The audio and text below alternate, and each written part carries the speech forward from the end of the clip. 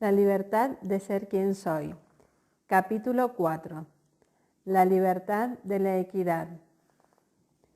Me he tomado varios días para escribir este capítulo, y no porque no tenga la información a mi lado, sino porque es el que más compromiso emocional requiere y más trabajo interior, debido a la honestidad que quiero reflejar en él. Pocas cosas han sido más importantes en el mundo que la activación masiva del feminismo y la reeducación en nuestras cabezas de un modelo que tiene siglos y que, si bien afecta más a las mujeres, nos tiene atrapados a todos y todas. En mi propio camino como mujer, hoy de 53 años, he aprendido formas de mirar y de analizar realidades privadas y públicas que, como se plantea actualmente, me parecen impensadas hace décadas atrás. Para poder analizar este fenómeno es fundamental introducirse en lo que se denomina modelo patriarcal. Intentaré explicarlo en fácil. Este modelo es como una red que se teje en lo más profundo de la sociedad y que va desde el lenguaje hasta la forma de mirar y funcionar, tanto en lo femenino como en lo masculino. Este modelo es la instauración de lo masculino en todas las redes de transmisión del poder en la sociedad.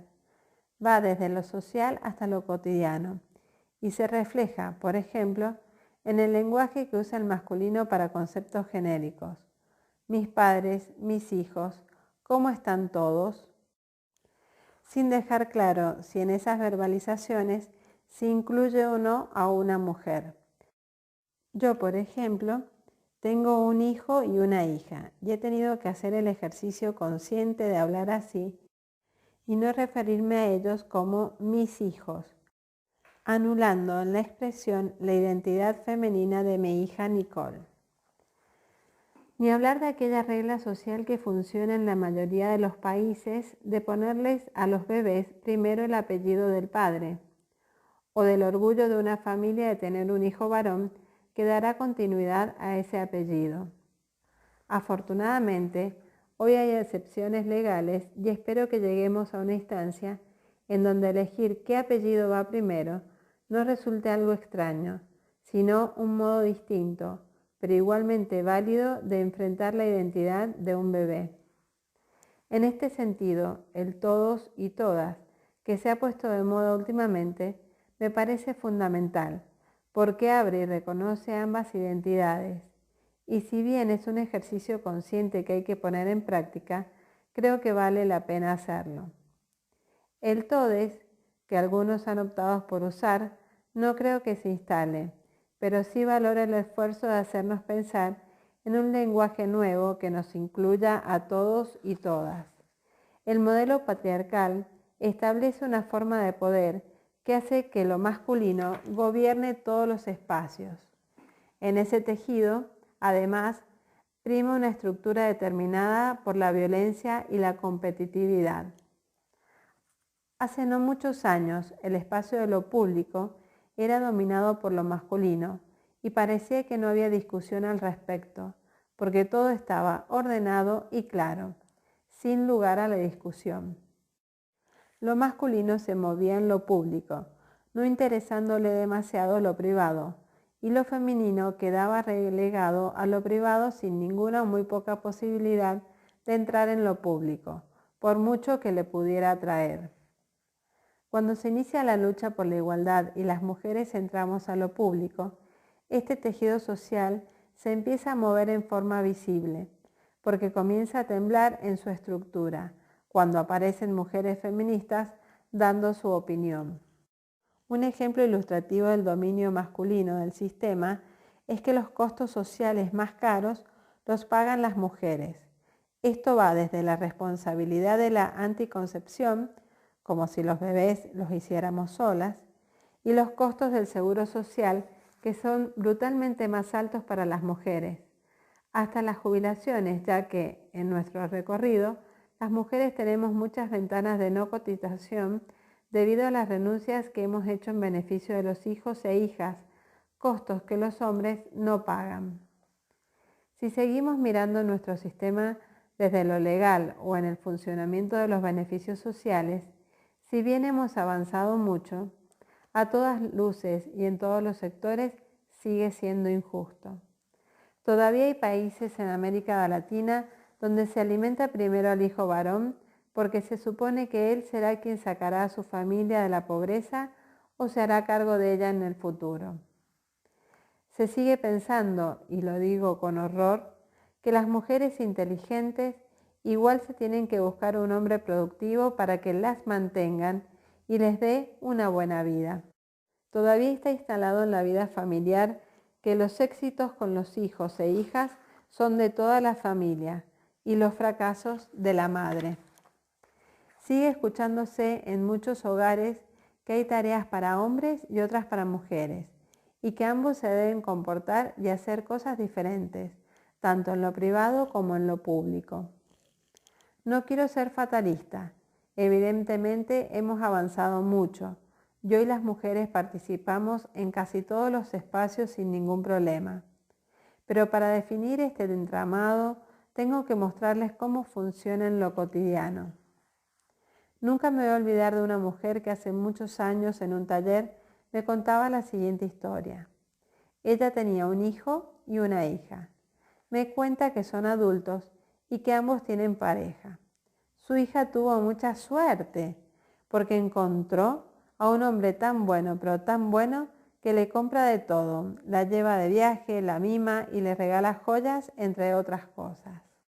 Yo le respondo, mira qué bien, y le pregunto por su hijo, del cual no me había dicho nada. La mujer cambia la cara en forma repentina y visualizo en ella cierto grado de angustia.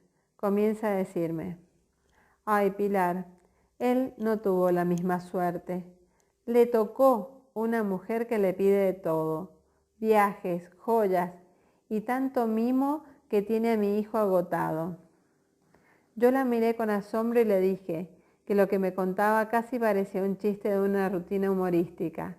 Al mostrárselo de forma evidente, se rió con asombro y vergüenza, y recién ahí se dio cuenta de que toda su verbalización estaba teñida de un machismo tremendo. Esta historia muestra lo difícil que es el cambio, que una cosa es la efervescencia social y el oportunismo frente a estos nuevos movimientos, y otra muy distinta son las transformaciones que debemos hacer en nuestras cabezas para romper los mandatos machistas con los que crecimos. En las familias se sigue educando con libertades e ideas distintas a las niñitas y a los niñitos, cubriéndolos de miedos y limitaciones que probablemente marcarán sus historias para siempre. En este sentido, creo que hoy la sociedad tiene que tener una conducta autovigilante para detectar estas trampas en las que nos metemos día a día sin darnos cuenta y que determinan nuestra conducta y nuestra forma de pararnos en el mundo. Aquí se hace central abrir la cabeza a lo que se denomina micromachismos, esas pequeñas palabras y conductas que perpetúan el modelo patriarcal. Quiero mencionarles algunas de las más repetidas entre los cientos de personas con las que conversé en esta investigación. Es importante poner atención a estos detalles y entender que podemos cambiar las cosas desde la forma para modificar su fondo. Los ejemplos que voy a exponer están principalmente dentro del discurso femenino, aunque también en el masculino. Uno de ellos es cuando las mujeres que trabajamos fuera de casa decimos yo trabajo, en contraposición con las que no tienen un empleo fuera del hogar. Esta frase deja implícito el nulo valor que damos a las labores domésticas, lo cual sucede porque en este modelo patriarcal, ganar dinero es la única fuente de valía y en este sentido el trabajo doméstico resulta fácil y sin importancia. Más aún, puede incluso tener una connotación negativa adicional si se entiende que es ahí donde se gastan los recursos generados afuera. Lo que todos y todas debiéramos decir a partir de estos cambios es yo trabajo fuera de casa, para así validar y respetar a las personas que, voluntariamente o no, lo hacen dentro. En este mismo contexto, Las personas que trabajan en sus casas deben, como un ejercicio de autorrespeto, dejar de decir que solo son amos o amas de casa, o peor aún cuando dicen yo no hago nada, estoy en la casa. Esto lleva a algo más profundo que yo explicaba en mi libro Educar para sentir, sentir para educar, y que tiene que ver con la supremacía de lo cognitivo por sobre lo humano y donde lo que se estudió parece ser lo único importante para lograr un estatus social adecuado. Si a esto se le agrega la importancia de lo económico, la valoración de los oficios hoy es francamente nula. ¿Cuántas veces escuchamos entre mujeres, lo que da más vergüenza aún, decir de una mujer que es ama de casa y que, por ejemplo, va al gimnasio? Ah, es que ella puede porque no tiene nada que hacer. Yo que trabajo no tengo tiempo. Esta es una de las estructuras que va desde lo pequeño hasta lo más profundo y que muestra una forma de vernos que me parece importante detectar para poder modificar. Otra conducta machista que también tiene estos filtros micro es esa concepción de que las mujeres tienen o no la suerte de encontrar a un buen hombre. De esto se podría desprender que son pocos los hombres buenos, lo que es mentira, aunque tengo que reconocer que no todos dan el ancho frente al tremendo crecimiento interno y externo que han venido experimentando las mujeres. Sigamos con esta conducta micromachista que se refleja en frases como mi pareja es tan buena que me ayuda en la casa o con los niños. Lo que hay detrás de expresiones como esta es la profunda convicción de que la responsable del mundo privado es la mujer y que el hombre lo que más llega a hacer es ayudar. En la base de esto volvemos a encontrar el poder de lo económico. Resulta, por ende, urgente cambiar el concepto de ayudar por el de compartir responsabilidades, porque la verdad es que en un hogar nadie ayuda. Lo que debiera suceder es que las funciones gratas e ingratas se dividan en beneficio de todos y todas las integrantes de la familia, lo que incluye a los niños y niñas, que en función de sus edades deben también participar en la distribución de tareas. Es muy loco que este paradigma no se modifica ni siquiera cuando la mujer trabaja fuera de casa. Esto sucede porque ella sigue sintiendo en lo profundo de su ser que si no hay pan en la casa es su responsabilidad. Lo mismo pasa si un hijo o una hija se enferma, entre muchos otros ejemplos.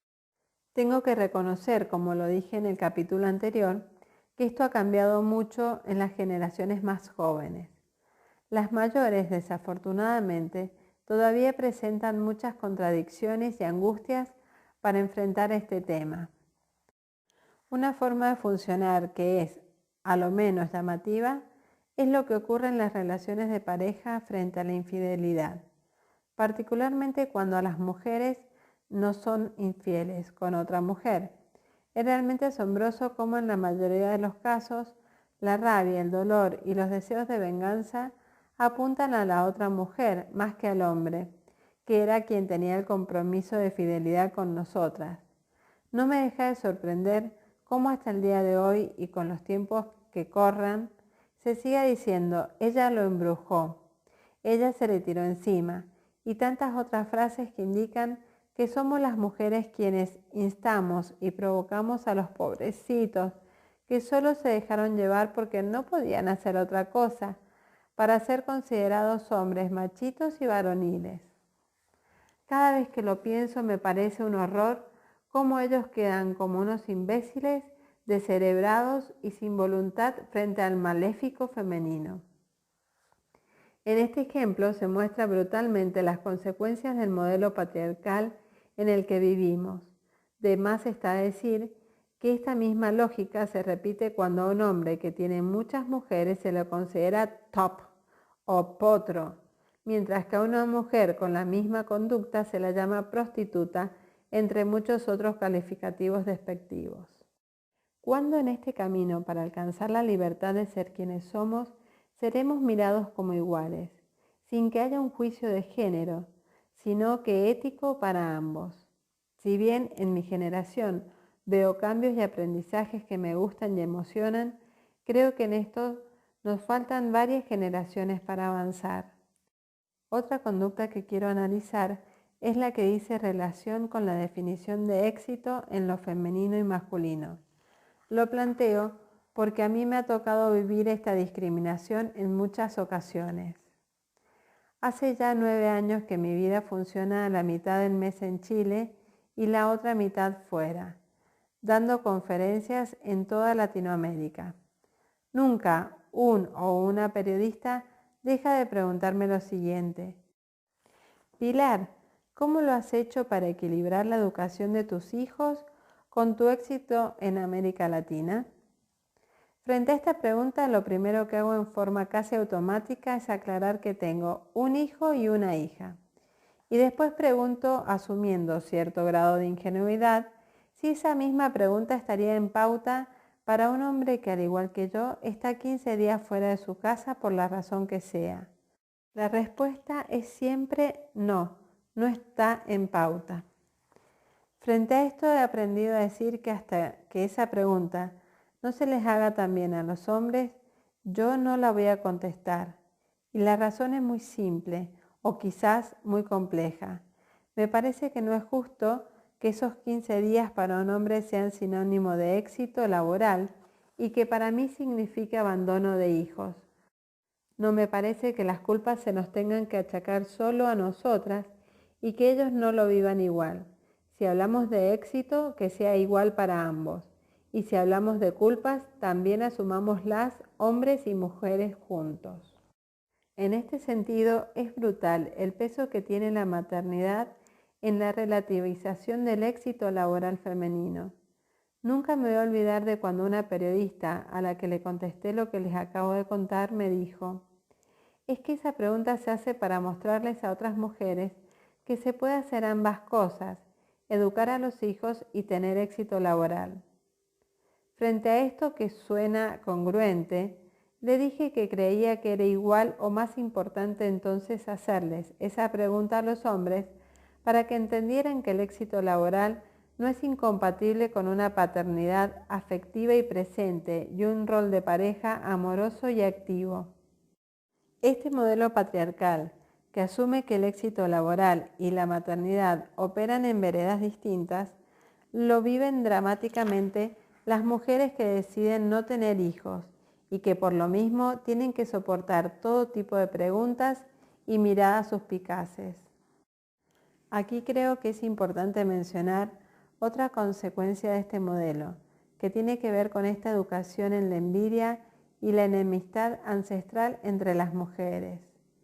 Nos educaron para que fuéramos enemigas y para literalmente pelearnos por los hombres. Es parte del inconsciente colectivo. Por ejemplo, el que una mujer dispute el corazón de su pareja con el de su suegra. Imagen antigua de una señora entrenada para ser desagradable y competitiva por el amor de su hijo. Este mito, porque eso es lo que es, se ha ido develando como tal con el avance de los tiempos, pero no deja de revelar que nos falta mucha más solidaridad femenina. Los chismes, las descalificaciones relacionadas con el cuerpo, la inteligencia y los valores son todavía horrorosos entre nosotras, aunque la buena noticia es que esto ha ido mutando hacia una sensación de tribu que hoy se maneja en el mundo femenino. El valor de las amigas, por ejemplo, le ha dado un sentido atávico a los aquelarres y los encuentros de mujeres. La mejor expresión de esto son los grupos de WhatsApp, que si bien muchas veces parecen agotadores por la cantidad de intervenciones, se transforman, dependiendo de la ocasión, en cadenas de oración, datos domésticos y análisis de la actualidad donde podemos llorar y reír con la misma intensidad. Mucho más profundo que lo anterior es el nuevo concepto de sororidad, el que aprendí hace poco en Argentina y que tiene que ver con cambiar este paradigma de que somos enemigas por la idea de que somos hermanas de la vida, en las que podemos encontrar apoyo frente a nuestros dolores y sobre todo credibilidad a la hora de denunciar abusos y acosos de todo tipo.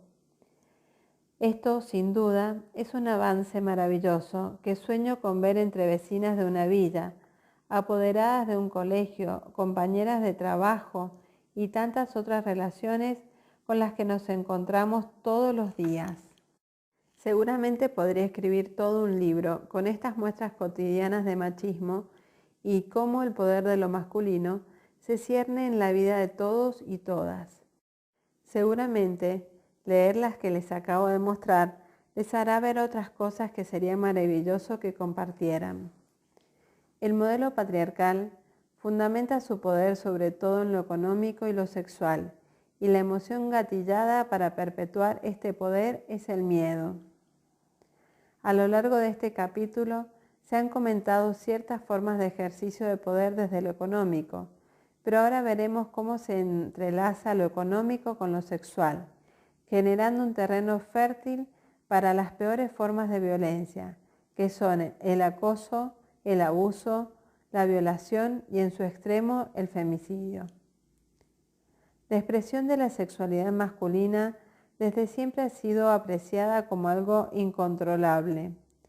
Esta es una creencia machista muy peligrosa, ya que fundamenta que los estímulos externos son los que provocarían que el hombre no se pueda, y lo que es peor, no deba controlarse en relación con su deseo sexual. El deseo sexual femenino, por otra parte, siempre se ha entendido exclusivamente desde lo afectivo, relegando lo más individual y físico sobre a los hombres. Con esto nos quitaron a nosotras la posibilidad de conocer nuestro cuerpo y vivir, por ejemplo, la masturbación como un proceso normal y sano, y a ellos la posibilidad de experimentar la sexualidad vinculado con lo emocional. Nadie ganó con este sistema. Si además de esto a las mujeres se nos educó diciéndonos que el amor viene asociado al sufrimiento y que pruebo que amo en la medida en que soy capaz de soportar, como si el sufrimiento fuera una prueba de amor, el tejido que se forma es lo menos aterrorizante. Esta educación ancestral que hizo el hombre activo y a la mujer pasiva entra en crisis cuando el hombre, con la libertad que le confiere la historia y el dominio de lo público, se lanza sobre la mujer pasiva con el fin de abusar de ella. La calle, por ejemplo, fue durante mucho tiempo totalmente dominada por los hombres, y estos hacían ahí lo que querían. Podían orinar, botar basura, escupir y exhibir sus cuerpos junto con tantas otras cosas que estaban vetadas para las mujeres. Los clubes, los casinos e incluso los bares eran de dominio masculino, y era, por lo demás, muy mal visto que a las mujeres nos vieran allí. Si bien hemos avanzado mucho, todavía en algunos sectores de esta sociedad, las mujeres seguimos restringidas a movernos por determinados lugares y en ciertos horarios, teniendo que discernir cuidadosamente qué nos ponemos para no despertar al monstruo incontrolable del hombre. Cuando escribo esto se me eriza la piel al ver cómo estamos condicionadas desde pequeñas a sentir miedo y a funcionar con los códigos masculinos en casi todas las situaciones. Aquí quiero dejar claro que esta forma de funcionar no es perpetuada solo por los hombres, sino también por las mismas mujeres en calidad de madres, abuelas o amigas que refuerzan este tejido patriarcal. Que cierta es la frase que escuché en un taller que afirma que cuando una mujer recuerda y habla de situaciones de abuso o acoso, todas recordamos las propias. ¿Cuánto nos falta como sociedad de escuchar todos esos testimonios? ¿Y cuánta falta nos hace hablar para que otras puedan recordar y ponerle nombre a lo que vivieron? La base de que todo esto se perpetúe en el tiempo es la normalización. Suponer simplemente que así son las cosas, que los hombres son así, que la culpa está en la provocación de la mujer, etc. Todas las mujeres, sobre todo las de más de 30 años, en algún momento de la vida hemos sido víctimas de algún tipo de abuso o acoso, que recién en estos tiempos los estamos llamando como tal. En esos momentos, cuando los experimentamos, los vivimos con culpa, miedo e incomodidad. Pero, y esto es lo que me parece más atroz, con cierta sensación de estar cumpliendo lo que se esperaba de nosotras, que era ser capaces de atraer y gustarle al otro. En situaciones de abuso, las mujeres experimentamos una condición brutal entre que por una parte nos da asco y miedo y lo sentimos como violencia, pero por otro, algo en nuestra cabeza nos dice que estamos cumpliendo el mandato social femenino de complacer al hombre. Lo que surge desde ahí es angustia, vergüenza y culpa. Recuerdo haber vivido esa contradicción las veces que me agarraron el trasero en un colectivo o se me acercaron impropiamente en el metro para hacerme sentir el pene erecto de un desconocido o de un hombre anciano. También cuando en un bus alguien me metió la mano por el pantalón para tocarme la vagina y yo paralizada, lo único que pude hacer fue cambiarme de asiento en silencio.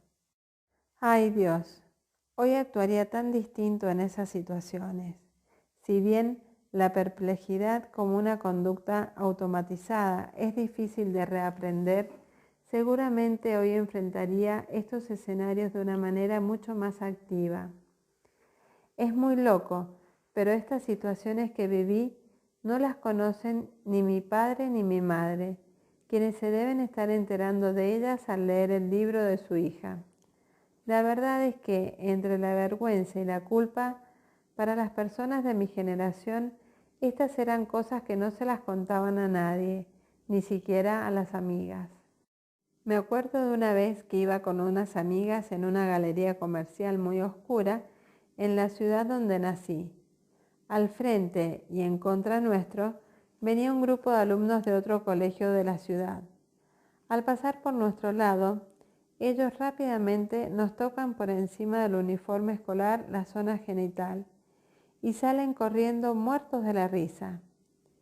Yo ni siquiera recuerdo con quién iba, pero estoy segura de que la parálisis con la que quedé me impidió comentarlo con nadie. Es una mezcla tan rara entre asco, terror y tarea femenina cumplida que hasta el día de hoy, a mí y a muchas mujeres, nos da taquicardia y angustia ver un grupo de hombres por la calle, lo que seguramente nos hará cruzar de vereda o ir mirando siempre hacia atrás en respuesta a las múltiples veces que nos siguieron y que terminamos tocando las puertas de otras casas para que se fueran. Pregunto con rabia, ¿por qué nos enseñaron a caminar con miedo a que nos hicieran algo o a escuchar o a ver cosas impropias de índole sexual solo porque a ustedes, varones, se les ocurrió que no solo las calles, sino que también nuestros cuerpos y nuestras vidas les pertenecían? No quiero con esto parecer que estoy en contra de los hombres y que esta revolución es de las mujeres contra los hombres, porque no creo que sea así. Los hombres también han sido muy dañados por el sistema patriarcal y sería bueno que tomaran conciencia de esto, para que desde ahí podamos en conjunto modificar las cosas. El mandato de la masculinidad es horroroso.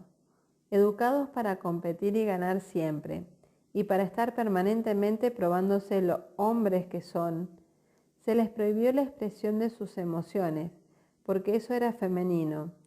Se les encadenó con la productividad y el rendimiento, y se les asignó el rol de proveedores. Les enseñaron a seducir desde el poder de lo económico y lo sexual, frente a lo cual les tengo una muy buena o mala noticia.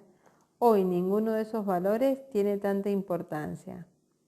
Les guste o no, hoy ya no basta con tener dinero. Tendrán que empezar a hacer algo que las mujeres llevamos siglos aprendiendo, y es ser encantadores, inteligentes, buenos para hacer reír y conversar, y sobre todo escuchar a sus parejas. Esto sin duda tiene que ver con el ingreso de la mujer al espacio público, lo cual confirma que la independencia económica es la mejor forma de alcanzar la equidad. En esto hay que decir que hay muchos hombres, principalmente jóvenes, que se subieron al carro de esta revolución y con ellos se podrá hacer el cambio real que ambos géneros necesitamos para desarrollar esa libertad que todos y todas estamos buscando. En este nuevo paradigma, muchas cosas sin dudas cambiarán, pero otras no tienen por qué desaparecer. Me refiero a la conquista y a la galantería, siempre y cuando éstas se desarrollen en un contexto consensuado. En este sentido, no tengo por qué aceptar que en la calle cualquiera me diga que tengo senos grandes, porque eso es acoso callejero, lo cual es y será una conducta agresiva e incómoda para el que lo experimenta. Seguramente llegaremos a términos medios, pero como todo cambio social, requiere de los extremos para expresarse y así llegar a un punto de equilibrio. Esto se los digo a aquellos hombres que hoy piensan que no se puede decir nada y que se sienten desencajados en sus aprendizajes de identidad. La verdad es que no se puede decir nada que vulnere y que haga sentir incómoda a la otra persona. Todo debe ser consensuado.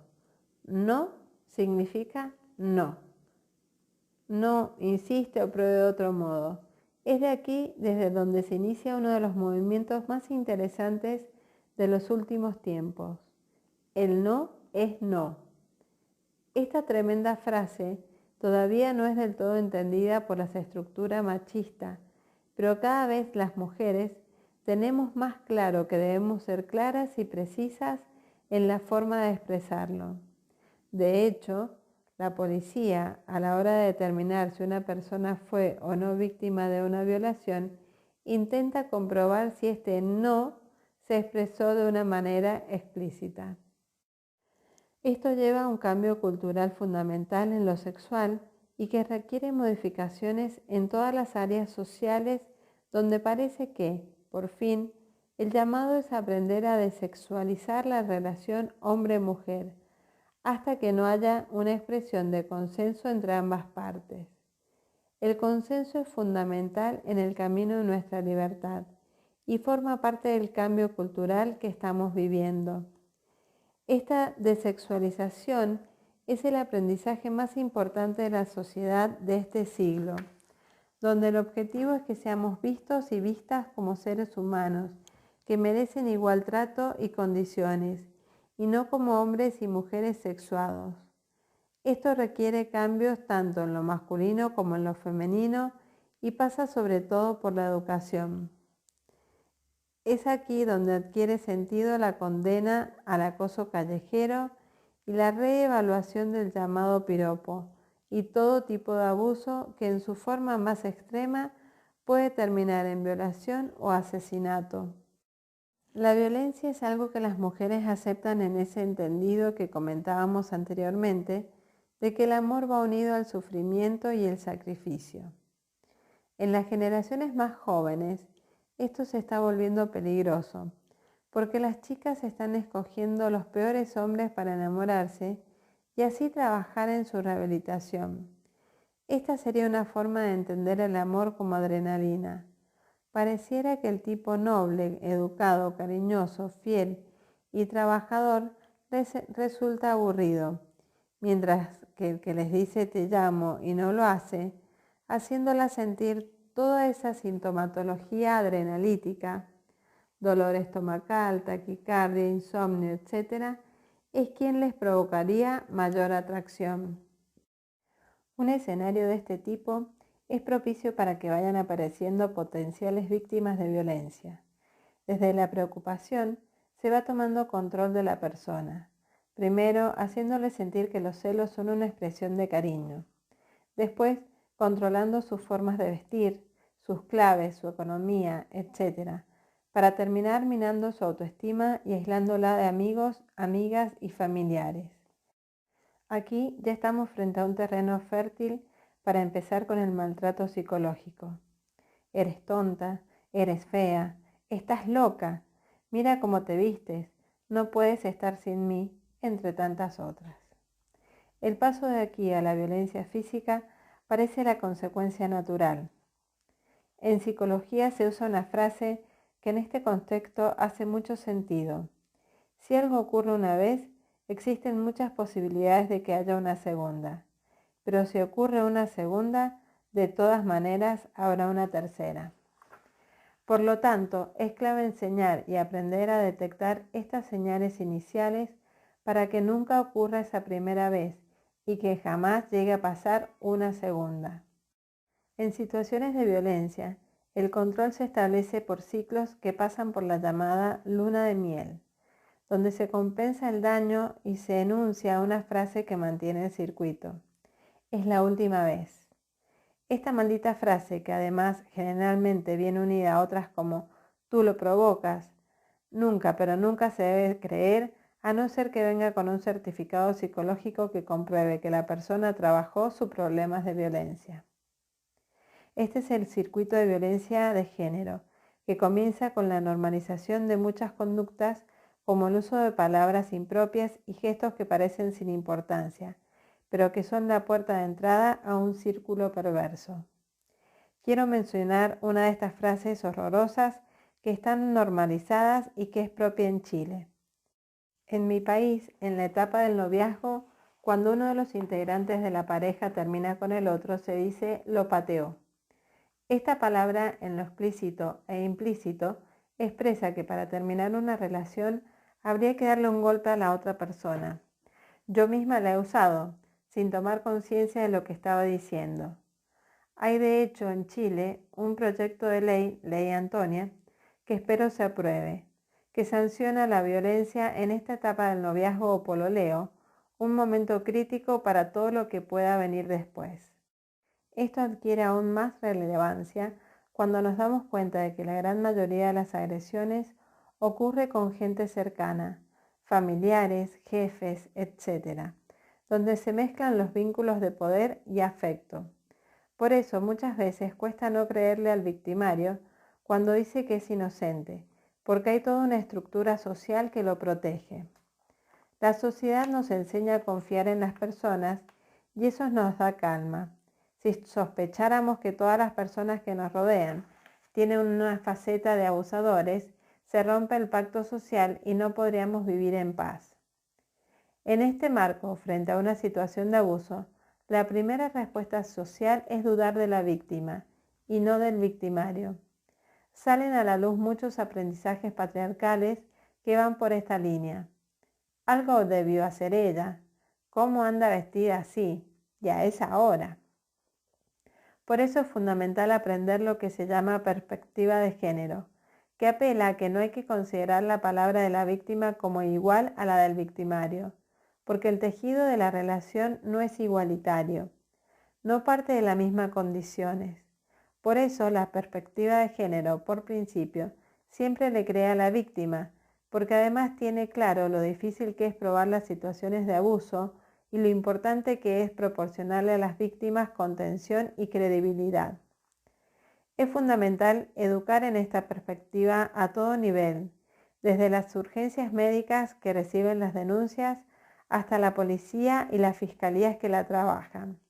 No es lo mismo atender un asalto que una violación, y esto debe ser claro para toda la sociedad. Dicen que las violaciones se parecen más a una estafa que a un asalto a mano armada, y en este sentido requieren que se entienda que la confusión, la culpa, el miedo y la vergüenza que sufre la víctima pueden hacer perfectamente posible que ésta nunca lo cuente o se demore años en ponerle nombre a lo que le sucedió. Por eso estos delitos no deben prescribir en la justicia. En este sentido, no es válido preguntar ¿por qué no lo contó inmediatamente? La respuesta es que se cuenta cuando se puede y cuando se está preparada para nombrarlo y definirlo, para lo cual es fundamental sentirse contenida.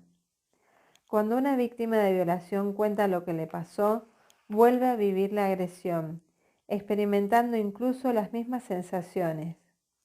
Esta situación muchas veces se ve alimentada con más violencia cuando, por ejemplo, en las unidades de urgencia se escuchan cosas como «todas dicen lo mismo» o «¿te gustó?». Por eso es urgente que la justicia actúe rápido y en forma eficiente y que esté preparada para este tipo de situaciones. Como eso no se da, al menos en América Latina, lo que ha empezado a pasar es que se hacen denuncias mediáticas para que por lo menos haya una sanción social frente a la situación vivida y el dolor acumulado. Esto puede llegar a alterar los procesos judiciales e incluso en algunos casos, los mínimos por cierto, de acuerdo con los datos encontrados, a que personas que fueron funadas socialmente terminen siendo inocentes en el proceso judicial. Esto plantea que sea de extrema urgencia que los tribunales actúen en tiempo y forma, para que no sea necesario usar la prensa o las redes sociales, como ocurre hoy, para hacer justicia. A esto hay que agregar que necesitamos jueces que estén preparados para abordar los casos desde la perspectiva de género, superando el modelo patriarcal y dictando sentencias de manera justa. En estos últimos tiempos hemos visto emerger movimientos maravillosos que contienen y apoyan a mujeres que han sufrido acoso, abuso y violación. Las campañas Ni Una Menos, Me Too o Mira Cómo Nos Ponemos de Argentina configuran una revolución de las mujeres que no tienen vuelta atrás. Ya no nos callaremos más y estaremos informadas y seremos capaces de decir aquellas cosas que nos pasan y que son una consecuencia perversa de esta cultura patriarcal. Después de todos estos aprendizajes vividos en los últimos años y gracias a la información que me entregaron cientos de personas, creo que estamos frente a un cambio social y cultural que llegó para quedarse y que irá abordando otros temas como mejorar la justicia, legislar sobre el aborto, etc. Quiero decir aquí que las víctimas de violencia no son solo femeninas. También hay hombres que sufren violencia y cada vez son más los que se están atreviendo a denunciar. Ellos también viven el mismo proceso descrito y por supuesto necesitan ayuda. Y las victimarias una sanción urgente. No me voy a meter aquí en los términos legales como las perimetrales que no se cumplen, mostrando lo analfabetos que somos en estas materias. Lo mío es mostrar estas reflexiones como uno de los obstáculos más importantes para ser libres. El silencio, pocas veces mencionado, puede ser una tremenda forma de agresión que genera mucho daño, porque la víctima se siente ignorada en lo más esencial de su identidad. El mensaje es, para mí no existes, y eso, según los testimonios, duele más que un insulto. Cuando trabajaba este capítulo, no pude dejar de reconocer que sufrí violencia y me costó llamarla así, que debe ser lo que le pasa a la gran mayoría de las mujeres. Uno tiende a explicarlo y no pocas veces a justificarlo.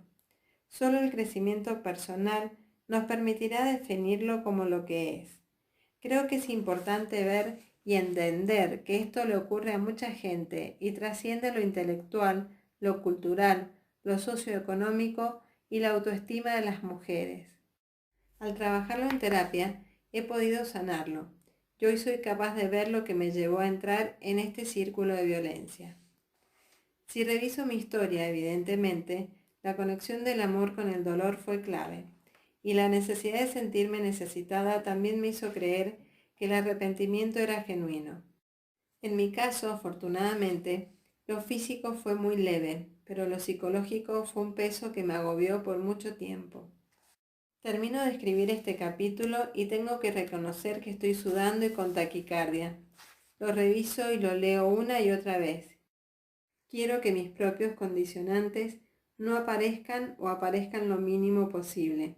Y si lo hacen, que yo sea capaz de darme cuenta. La violencia es una red que nos atrapó a la sociedad en su conjunto y somos todos responsables del cambio. Machistas rehabilitados, feministas incipientes, mujeres feministas y tantas otras debemos hacernos parte de esta nueva forma de ver y de vernos. Yo no me siento una feminista extrema. Agradezco, no obstante, a todas las feministas pasadas y presentes que trabajaron para que yo esté donde estoy. Y además valoro y le agradezco a muchos hombres renovados que comparten mi camino. Mis abuelos y mi padre me han enseñado mucho, pasando por las parejas que me han acompañado por poco o mucho tiempo. Soy pro persona, no me importa el género ni las definiciones de identidad. Valoro las diferencias y trabajo por la igualdad de todos y todas, incluyendo, por supuesto, a las personas LGBTI, que afortunadamente también han avanzado en el ejercicio de sus derechos. Me alegra sobremanera que el matrimonio homosexual esté cada vez más cerca y como la realidad de personas trans han podido ir haciéndose un espacio en la vida social. Hoy, en algunos de nuestros países, por ejemplo Argentina, se ven grandes avances en este tema, avances que debiéramos imitar.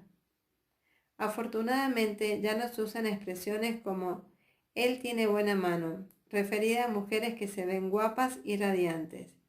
Me da mucha rabia que culturalmente se asuma que las mujeres estamos bien cuando tenemos a un hombre a nuestro lado, y tristes y de mal humor cuando no. Cada vez es más frecuente la alternativa real de no tener pareja, y eso no significa ningún problema psicológico, sino solo una opción, como tantas otras, de vivir en paz y en plenitud con uno mismo. Por suerte quedó atrás el que nos arreglamos para ellos y que nuestros procesos afectivos estén determinados, para bien o para mal, por los hombres. Ya no vamos ni detrás ni delante de los hombres, sino que caminamos a su lado. En nuestro camino de alcanzar la libertad de ser quienes somos, al menos intentar mirar de manera distinta esta realidad parece ser clave, ya que no hay libertad si no hay igualdad, y ésta se vive valorando la diversidad en su sentido más profundo, cayendo en la aceptación y no en la tolerancia, como afirmaba anteriormente. Ahora los y las invito a volver a enfocarnos en la libertad interior y los aspectos de ella que debemos considerar para darle sentido de unidad a todo lo que hemos reflexionado en estas páginas.